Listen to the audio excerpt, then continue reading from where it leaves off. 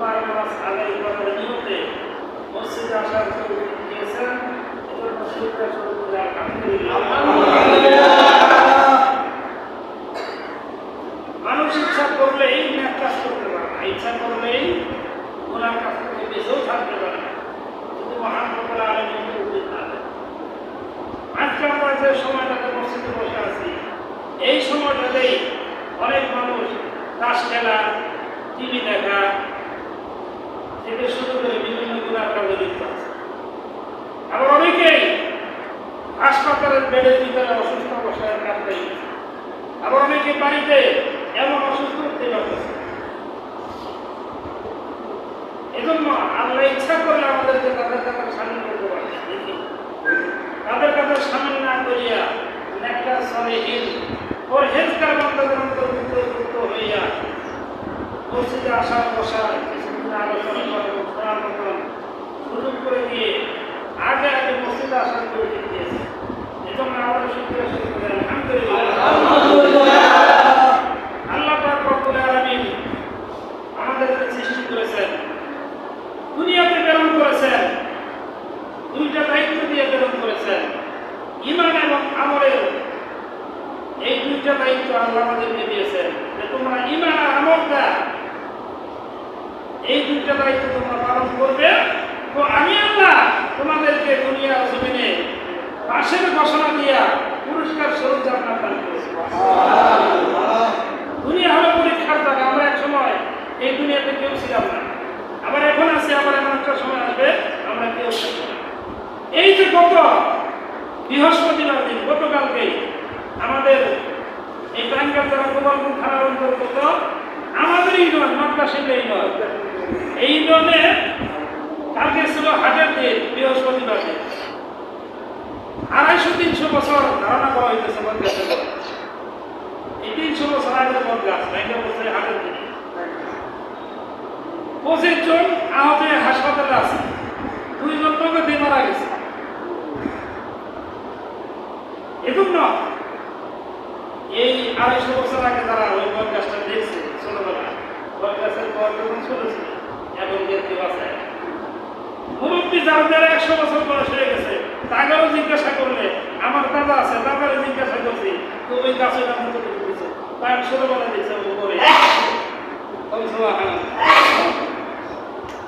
এজন্য এই দুনিয়াতে আল্লাহ পাক রব্বুল আলামিন আমাদেরকে সৃষ্টি করার পর প্রথমে রেখেছেন রূহের জগতে, আলোকে আরওয়াহ করা হয়, তারপরে পাঠাইলেন রূহের জগৎ থেকে বস্তু জগতে আলোকে আসবাব।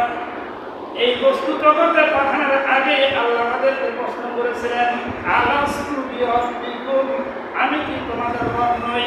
তখন আমরা সকলেই এক বাক্যে জবাব দিয়েছিলাম, ক্বালু বালা শাহিদনা, অবশ্যই আপনি আমাদের রব, আপনি আমাদের প্রতিপালক।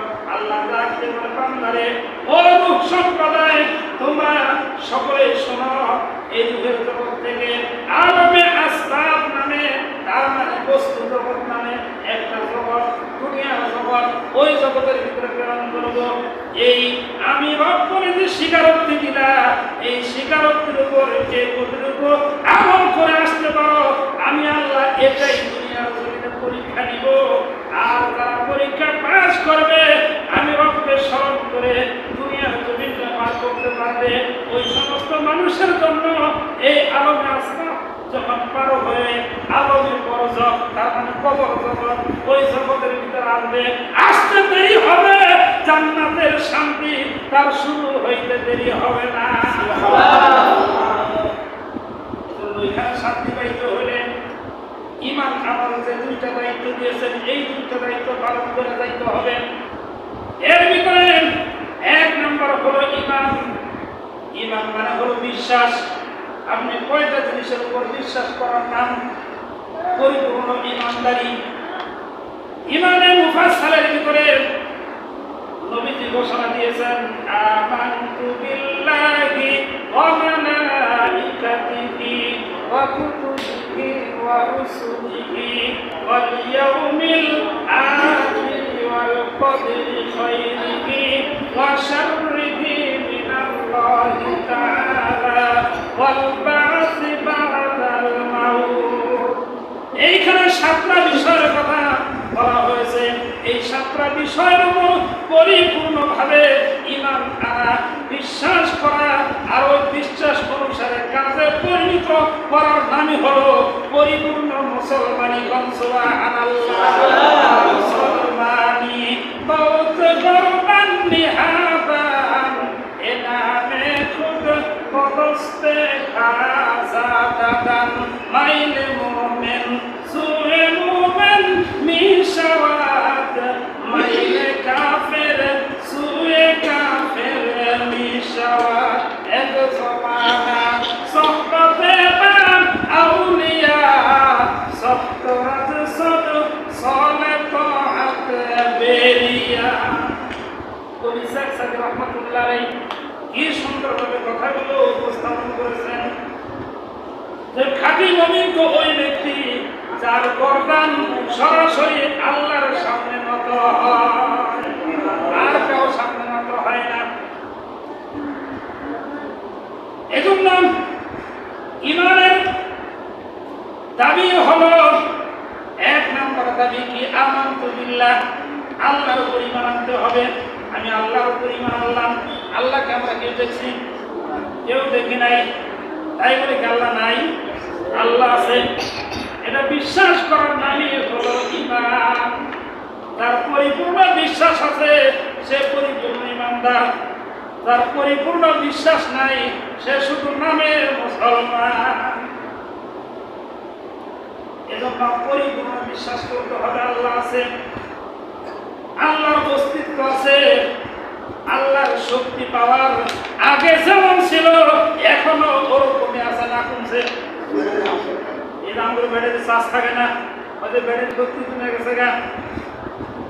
আমার সাইকেলের ব্যাটারি এই যে চার্জ থাকে না, আজকে সকালে বাইক করছি, চার্জ তো নাই, এমন জাম হয়েছে ব্যাটারি করে লাইটা। তাই বলে আল্লাহ শাস্তি শুনছে, আগে শক্তি আছে আল্লাহর, এখন ওই শক্তি নাই। আল্লাহ আগে যেমন শুনছে এখন তেমন শোনে না, আল্লাহ আগে যেমন দেখছে এখন তেমন দেখে না। এরকম হয়েছে নাকি? না, আল্লাহ আগে যেমন আছে এখনো তেমনই আছে, পরবর্তীতেও ওরকমই থাকবে। এই বিশ্বাসের নামই হলো ঈমানদার। সুবহানাল্লাহ। এজন্য আল্লাহকে বিশ্বাস আপনি কেমন করবেন? বলে আল্লাহকে বিশ্বাস করার মতন বহু নিদর্শন আছে। কোরআনে কারিমে একটা সূরা আছে, সূরাটার নাম হলো সূরা জাসিয়া। এই জাসিয়ার 3 নম্বর আয়াত খুলে দেখেন। এর ভিতরে আল্লাহ বলতেছেন, ইন্না ফিস সামাওয়াতি ওয়াল আরদি লাআয়াতিল লিল মুমিনিন।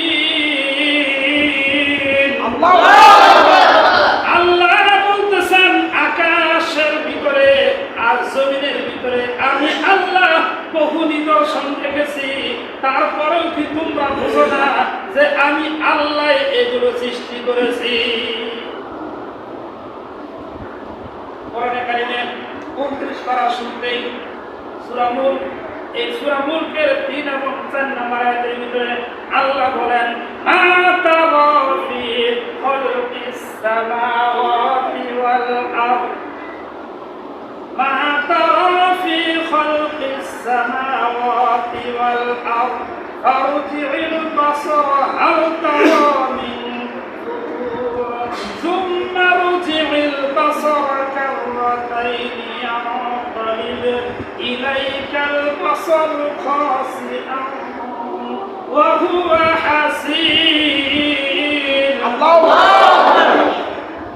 আল্লাহ বলতেছেন তোমরা আমার সৃষ্টির দিকে তাকাবে আর মনে মনে ভাববে দেখি কোনো ভুল ধরা যায় কিনা, কিন্তু তাকায় দেখবে তোমাদের দৃষ্টি ফিরে আসবে কিন্তু কোনো ভুল খুঁজে পাবে না। আবার তাকাবে দেখি আবার কোনো ভুল খুঁজে পাই কিনা, আবার তাকানোর পর আবার তোমার দৃষ্টি নত হয়ে ফিরে আসবে। আবার তাকাবেন, আবার তাকানোর পরে আবার তোমার দৃষ্টি নত হয়ে ফিরে আসবে, কিন্তু আল্লাহর সৃষ্টির ভিতরে কোনো ভুল তুমি খুঁজে পাবে না। এত সুন্দর আল্লাহ সৃষ্টি করেছেন, বলে কেমন সৃষ্টি করেছেন? তুমি তোমার নিজের ভিতরে তাকাও। আফালা তুবসিরুন। সূরা যারিয়াতের ভিতরে আল্লাহ বলতেছেন তুমি তোমার নিজের দিকে তাকাও, তোমার ভিতরে আমি আল্লাহ যে আছি, আমি আল্লাহ যে সৃষ্টিকারী একজন আছি, এটা তুমি তোমার ভিতরে খুঁজে পাবে। বলে কেমনে? বলে তোমার চোখটা যেটা দিয়ে তুমি দেখো, এই চোখের দিকে তুমি খেয়াল করো, এই চোখটা দিয়ে তুমি অনেক কিছু দেখতেছ। লাল দেখে তুমি বুঝতেছো এটা লাল, সাদা দেখে তুমি বুঝতেছো এটা সাদা, ঘড়ির কালার লাল তুমি দেখে বুঝতেছো এটা সোনালী কালার। তোমার জামা পরছো সাদা, রুমাল সাদা, দেখে তুমি চোখ দিয়ে বুঝতেছো এটা সাদা। যে অন্ধ সে বোঝায়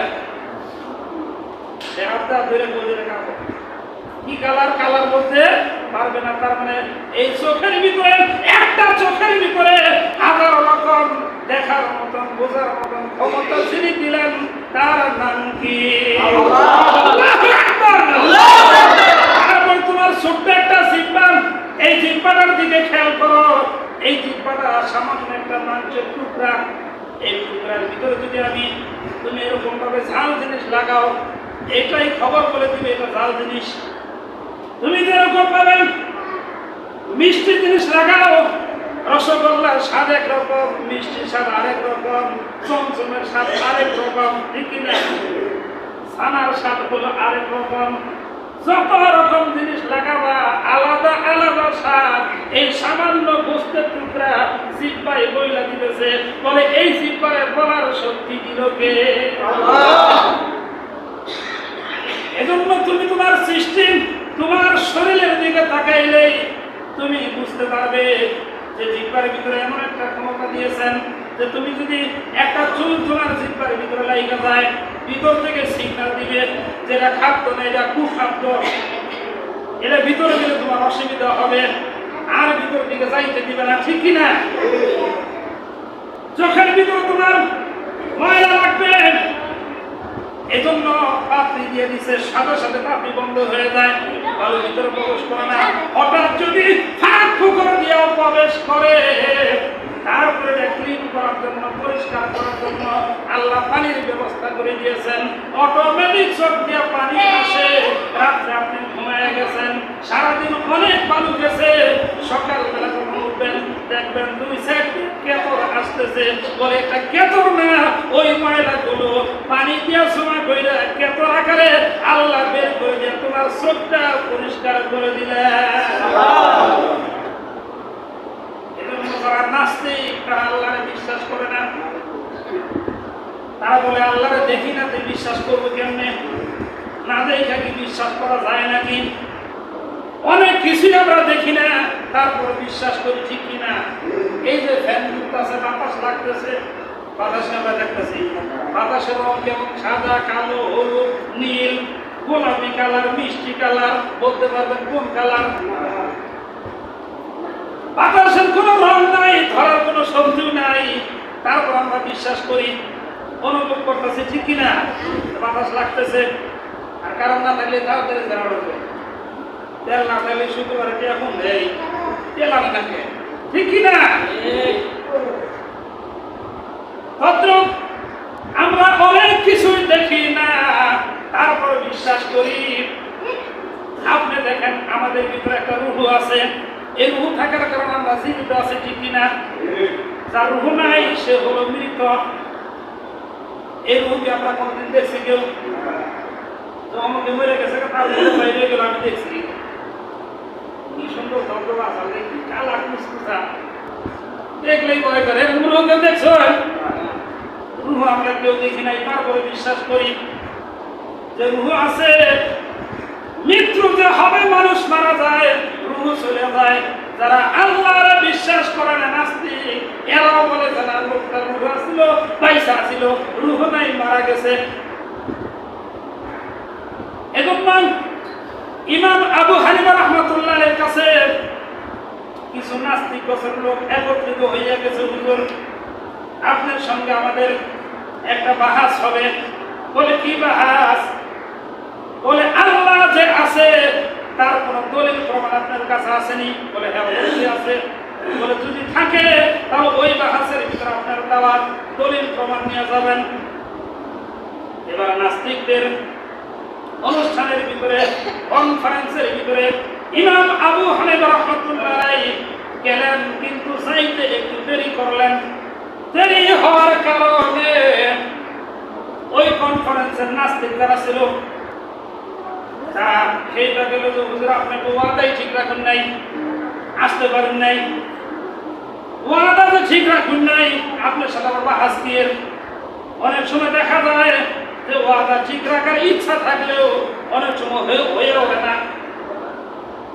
যেমন একদিন আমাদের সবাই বলছিলাম যে ক্যাপাসিটি লাগাইতে পাইতেছে, ক্যাপাসিটি ফ্যান করে না, আর আমি এমন ভেজাল করছি আর হাইলাম না, এখন হের গোলাই লাগাই দিছে, আলহামদুলিল্লাহ লাগাই দিছে।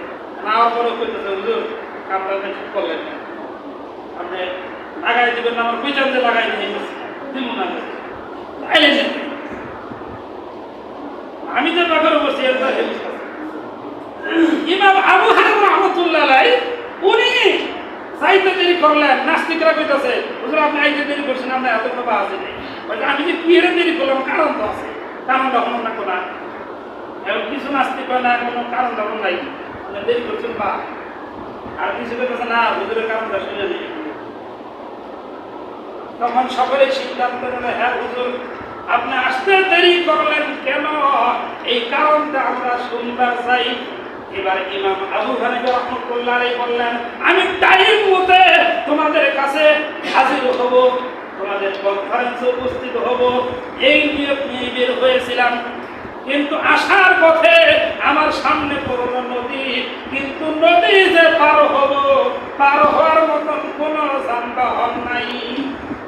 আমি দাঁড়াইয়া চিন্তা করে দুঃখ হয় নাকি ছাত্রায় যাবো নাকি, এরই মধ্যে দেখি নদীর পাশেই ছিল একটা বড় গাছ, ওই গাছটা কাইটা আমার সামনে বইরা গেল, নদীর ভিতরে পড়লো, পড়ার পর ওই গাছটা চিরা তক্তায় পরিণত হয়ে গেল। ওই তক্তাগুলো অটোমেটিক আমার সামনে জোড়া লাইগা যাইতেছে, জোড়া লাইগা একটা নৌকায় পরিণত হয়ে গেল। আর ওই নৌকার ভিতরে আমি আরোহণ করলাম, আর নৌকা মাঝি ছাড়া এমনি এমনি চলতে চলতে আমারে ওপার পৌঁছায় দিল। এই ঘটনার কারণে আসতে দেরি হলো। এবার নাস্তিকরা বলতেছে এখন গাঁজাখুরি ঘটনাও বিশ্বাস করতে হবে, আমরা তো জীবনেও শুনি নাই। বলে নৌকা গাছ কাটার লোক ছাড়া কেমনে গাছ কাইটা পড়ে, আবার মিস্ত্রি ছাড়া কেমনে নৌকা তৈরি হয়, আবার মাঝি ছাড়া কেমনে নৌকা চলতে পারে। বলে গাছ কাটার লোক ছাড়া যদি গাছ কাটা না পড়তে পারে, আর মিস্ত্রি ছাড়া যদি নৌকা তৈরি হইতে না পারে, মাঝি ছাড়া যদি নৌকা চলতে না পারে, তাহলে তোমরা কি মনে করো এই আসমান জমিন এত কিছু আল্লাহ সৃষ্টি করেছেন, এগুলো পরিচালনা করতেছেন চন্দ্র সূর্য যার যার গতি পথ দিয়ে চলতেছে, কোনোদিনই কোনোটার সঙ্গে ধাক্কা লাগে না। ওয়াশ-শামসু তাজরি লিমুস্তাকাররিল লাহা, আল্লাহ বলেন চন্দ্র সূর্য এগুলো আমার হুকুমেই চলতেছে। সুতরাং আমি বাহাজে জিতা গেছি, বলো এগুলো সারা যদি না হইতে পারে তাহলে এগুলো সারা আল্লাহ পাক রব্বুল আলামিন সৃষ্টি করেছেন। আল্লাহ একজন আছে যিনি এই আসমান জমিন সৃষ্টি করেছেন আর এগুলো পরিচালনা করতেছেন। সুবহানাল্লাহ। সমস্ত নাস্তিকগুলো ঈমান গ্রহণ করে নিল, তারা করে নিল লা ইলাহা ইল্লাল্লাহু মুহাম্মাদুর রাসূলুল্লাহ, লা ইলাহা ইল্লাল্লাহ, সূরা লা ইলাহা ইল্লাল্লাহ, লা ইলাহা ইল্লাল্লাহ। রিকশা চলে না চালক ছাড়া, বলেন রিকশা চলে না চালক ছাড়া, নৌকা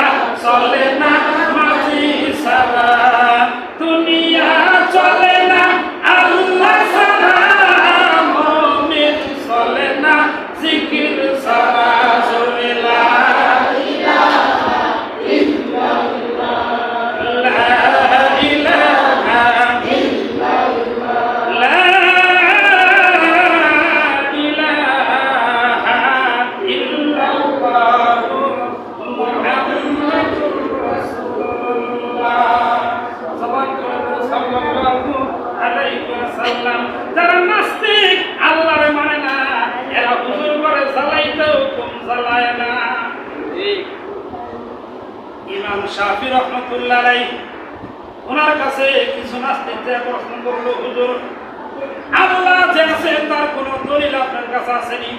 আল্লাহর তো আমরা দেখি না, এজন্য আল্লাহর বিশ্বাস করি না। নাউযুবিল্লাহ।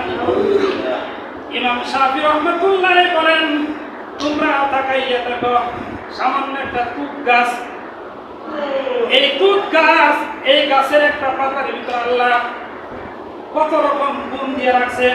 বলে এই তুত গাছের পাতা যদি কোনো রেশমের পোকায় খায় তখন দামি রেশমি সুতা তৈরি হয়।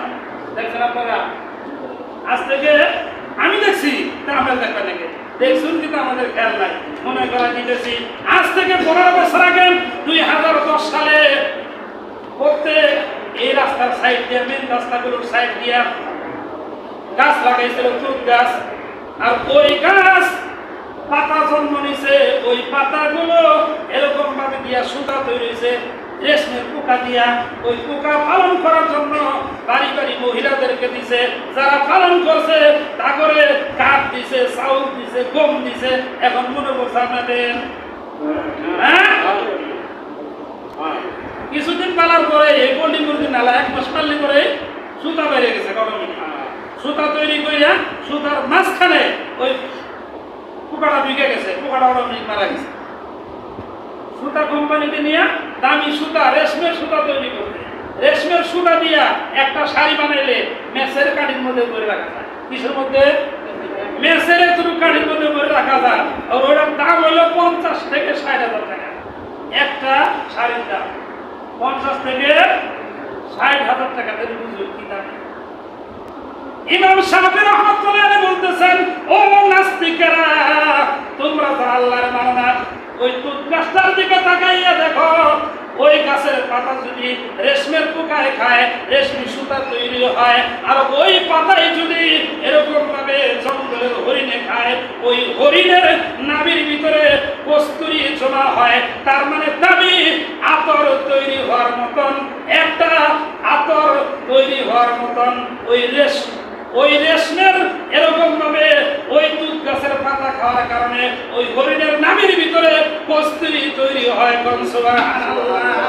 ওই গাছের পাতায় যদি ছাগলে খায়, গরুয়ে খায়, লাদা তৈরি হয়। তার মানে এই একটা পাতার ভিতরে 3টা গুণ যে দিলেন তার নামই হলো আল্লাহ। এবার কিছু নাস্তিক, ওই নাস্তিক গুলো বলল, হুজুর বুঝতে পেরেছি আল্লাহর চিনে ফেলাইছি, অবশ্যই আল্লাহ আছে। এরপরে আরেক সময় কিছু নাস্তিক ইমাম মালিক রহমাতুল্লাহ আলাইহি ওনার কাছে গিয়ে বললেন যে আল্লাহ যা আছে তার কোনো দলিল আপনার কাছে আসেনি?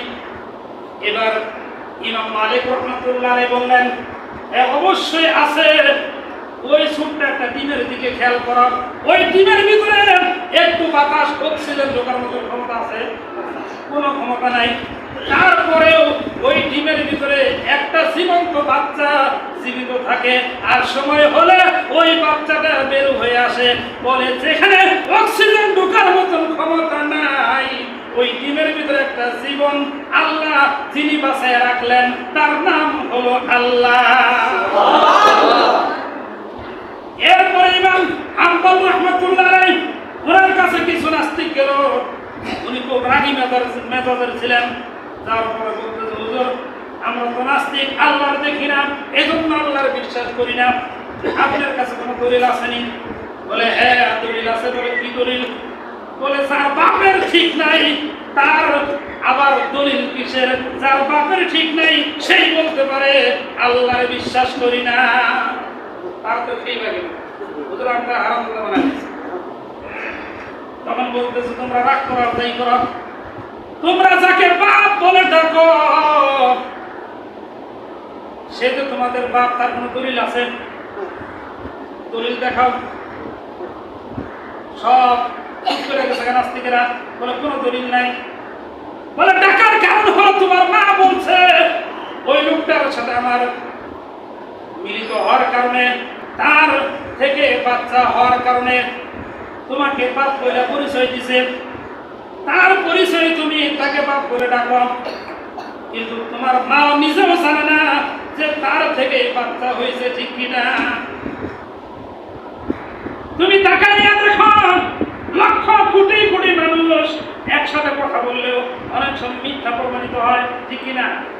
কিন্তু আমার আপনার নবী যাকে সৃষ্টি না করলেন আসমান জমিন, আমি আপনি কেউ সৃষ্টি হতাম না, যাকে বন্ধু শত্রু সর্ব লোকেই নির্বিশ্বাসে বলেছে আল আমিন, বিশ্বাসী, যে তাকে জাদুকর বলছে, তাকে কবি বলছে, তাকে পাগল বলছে, কিন্তু মিথ্যাবাদী আমার আপনার নবীকে কোন কাফের শত্রু বলতে পারে নাই। সেই নবী মুসনাদে আহমদ শরীফের ভিতরে বলেছেন, রাআইতু রাব্বি আযজা ওয়া জাল, আমি নবী আমার আল্লাহকে দেখেছি। সুতরাং আমরা না দেখলেও কে দেখছে? আমার আপনার নবী দেখছে। কে দেখছে? আমার আপনার নবী দেখছে। আমরা অন্ধবিশ্বাসী না, আমরা অন্ধবিশ্বাসী না। আমরা যাকে আদর্শ বলে মানি, আমরা যাকে নবী বলে মানি, তিনি দেখছে। সুতরাং আমরা না দেখলেও আমাদের দেখা হইয়া গেছে। তখন ওই নাস্তিক বুঝতে পারছে যে হুজুর এখন বুঝতে পারছি যে আল্লাহ আছে, আমার নবী বইলা গেছে, সুতরাং আমার আর কোনো সন্দেহ না। এজন্য আল্লাহকে যদি আমি আপনি পুরাপুরি বিশ্বাস অন্তরের ভিতর প্রবেশ করাইতে পারি, তাহলেই তো আল্লাহর হুকুম মানা সম্ভব, ঠিক কিনা? এজন্য এই পরিপূর্ণ বিশ্বাস আমার আপনার দিলের ভিতরে আল্লাহ দান করেন। যে বিশ্বাসের কারণে আমি আপনি পাঁচ ওয়াক্ত নামাজে হইতে পারি, যে বিশ্বাসের কারণে চাষটলে যারা চাষটল চালায় ওরা মনে করে যে যদি জাকা নাকা গান না দেয় তাহলে আমার কাস্টমার জমবে। কাস্টমার জমানোর মালিককে ওরা গান ছাড়া চাষটল নাই, মেলা আছে, বরঞ্চ তাদের দোকান আর বেচাকেনি বেশি হয়, বরকত বেশি হয়। আর বরকত না থাকার কারণে বহু চাষটল চালাইয়া ঋণ হইয়া ওই ঢাকা যায় গার্মেন্টস ছাড়া বুদ্ধি নাই। এমন চাষটল আছে না? নাম দিব না তো, নাম পেলে দোষ আপনারাই বিধবাই করবেন। এজন্য আল্লাহর প্রতি পরিপূর্ণ বিশ্বাস নিয়ে আল্লাহর হুকুম মেনে দুনিয়াতেও শান্তিময় জীবন উপহার পাওয়ার, পরকালীন জীবনেও চিরস্থায়ী শান্তির স্থান জান্নাতুল ফেরদাউসের বাসিন্দা হওয়ার তৌফিক আল্লাহ আমাদের সবাইকে দান করেন। আওয়াজ দিয়ে বলেন আমিন। আমিন। আরো জোরে বলেন আমিন। এই সুন্দর ফুল, সুন্দর ফল, মিঠা নদীর পানি, খোদা তোমার মেহেরবানি। যারা পারেন বলেন, এই সুন্দর ফুল, সুন্দর ফল, মিঠা নদীর পানি, খোদা তোমার মেহেরবানি, খোদা তোমার মেহেরবানি। এই শস্য শ্যামল ফসল ভরা মাঠের ডালি খানি, খোদা তোমার মেহেরবানি, খোদা তোমার মেহেরবানি। তুমি কতই দিলে রতন, ভাই বেরাদার পুত্র স্বজন, ক্ষুধা পেলে অন্ন যোগাও, মানি চাই না মানি